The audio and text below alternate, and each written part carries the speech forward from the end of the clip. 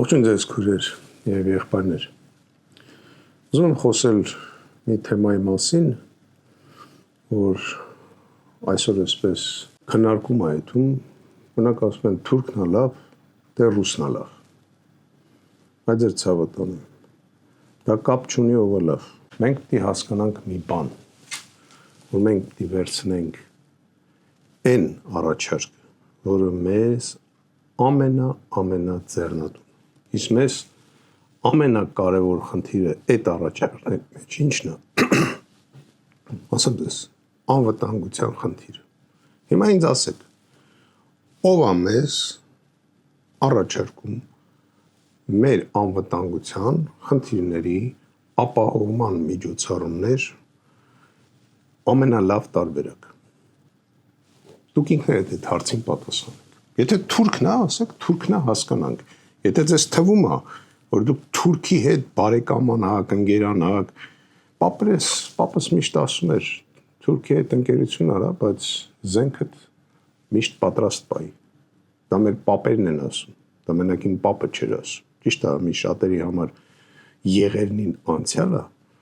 բայց ուզում եմ հիշեցնեմ, թե թուրքերը ինչ են արել մեր հետ։ Մի հատ նայեք, պաշտպանության նախարարությունը Թուրքիայի ինչ գրառում է տեղադրել ապրիլի 24-ին։ Նայեք կարդացեք։ Հիշեք եղերնի օրը ամսի 24-ին ով էր գտնվում մեր հրապարակում Հայաստանում եւ ինչ էր ցույց տալի։ Հասկացեք։ Իրենք չեն ուզում մեր հետ բարեկաման։ Իրենք ուզում են մեր հողը, մեր ջուրը, մեր հացը։ Իսկ ինչ առաջարկ ենք ստացել եվրոպացիներից։ Մեր անվտանգության ապահովման հարցում։ Ոչ մի։ Ինչ ենք ստացել ամերիկացիներից։ Ոչ մի։ Այսօր ամերիկացիները սկի իրանց անվտանգությունը չեն կարող ապահովել մեր տարածաշրջանում, ուր մնաց մեզնով զբաղվեն։ Եթե մենք ճիշտ որոշում չկայացրեցինք անվտանգության հարցում, մենք ամեն ինչ կկորցնենք։ Եթե մենք Հայաստանը սիրում ենք, ուրեմն մենք պետք է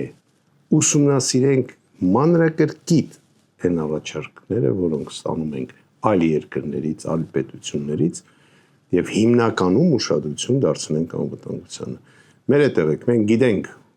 ոնց անենք, մենք գիտենք ում հետ բարեկամություն անենք։ Հայաստանի Հանրապետության հիմնական բարեկամը իր զինված ուժերն է, իր անվտանգության համակարգն է, հետո նոր մնացած։ Քվեարկեք մեզ համար։ Մենք դոկ կուսակցության հետ ենք։